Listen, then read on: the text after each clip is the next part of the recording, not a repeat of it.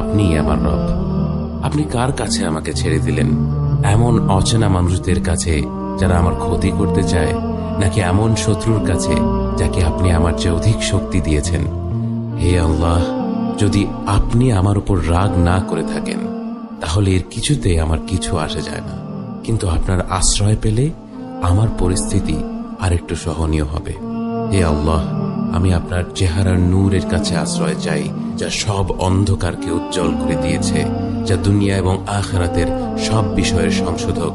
আল্লাহ, আপনার রাগ এবং অসন্তুষ্টি থেকে আমি রেহাই চাই। আল্লাহ, এ সব কাজই শুধু আপনাকে খুশি করার জন্য করা, এবং আপনি ছাড়া কোনো শক্তি নেই, কোনো ক্ষমতা নেই।